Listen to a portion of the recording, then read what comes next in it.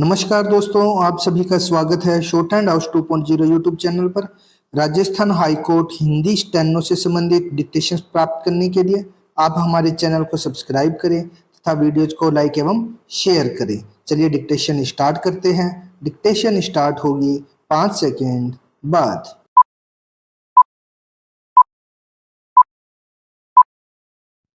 Start. जब किसी व्यक्ति के समक्ष शहर शब्द का उच्चारण किया जाता है तो स्वयमेव उसके मस्तिष्क में ऊंची ऊंची अट्टालिकाएं, लंबी चौड़ी सड़कें और उन पर फर्राटा भरते वाहन सहज ही मूर्त रूप ले लेते हैं।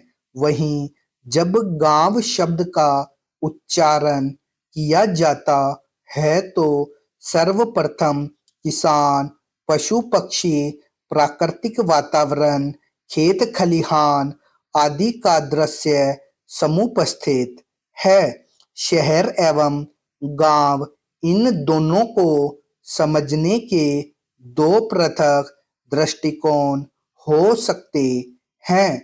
यदि प्रथम दृष्टिकोण से देखें तो ये एक सिक्के के दो पहलू जैसे नजर आते हैं, किंतु द्वितीय दृष्टिकोण में परस्पर विरोधाभास दिखाई देता है।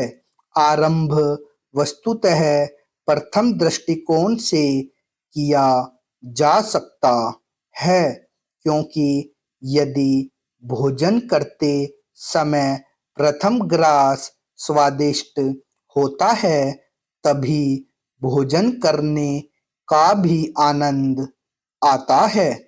एक व्यक्ति जब शहर में रोजगार हेतु प्रवास करता है तो किसी अन्य के पूछने पर वह उत्तर देता है कि अगर शहर में कुछ नहीं हो सका तो अपने गांव लौट आएंगे, यहाँ तो जीवन चल ही जाएगा।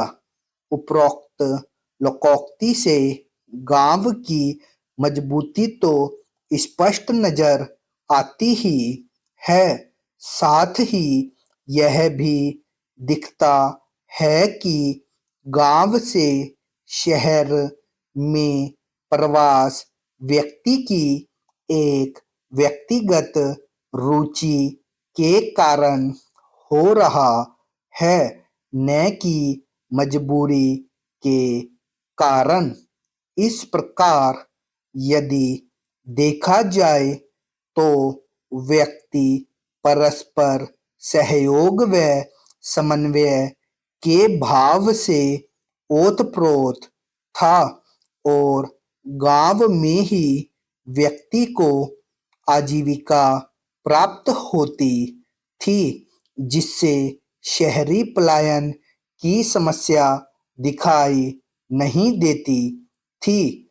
इस प्रकार व्यक्ति विकास के संदर्भ में शहर तथा गांव एक सिक्के के दो पहलू के रूप में नजर आते हैं। अब दूसरे दृष्टिकोण से देखा जाए तो सर्वप्रथम आधुनिकता की अवधारणा का दृष्टिपात होता है। इस वैश्विक आधुनिकता के परिप्रेक्ष्य में प्रौद्योगिकी एक नूतन विचार के रूप में सामने आई और शहर गांव के मध्य सभ्य असभ्य के लक्षण का समावेश हुआ। शहरी क्षेत्रों में आधुनिकता का समावेश हुआ और औद्योगिकरण से नित्य नए आविष्कार दृष्टिगोचर हुए। विभिन्न प्रकार की सुविधाओं का विकास हुआ और सबसे पहले उन सुविधाओं का उपभोग शहरी क्षेत्रों के निवासियों ने किया, चूंकि ग्रामीण इन आविष्कारों के अधिक महंगे होने अथवा अनुपलब्धता के कारण दूर रहे। इसलिए शहर और गांव के मध्य एक सूक्ष्म लकीर गहरी होती चली गई। लेकिन विकास की प्रकृति सतत गतिशील होती है, इसलिए यह विकास गांव तक भी पहुंचा। उदाहरण स्वरूप इंटरनेट के उपयोग को लिया जा सकता है। भारत पहले मुगलों के अधीन रहा और उसके बाद अंग्रेजों द्वारा शोषित हुआ। इन दोनों कालों में आधुनिक भारत के शहरों का विकास तो हुआ, किंतु गांवों का पतन भी हुआ।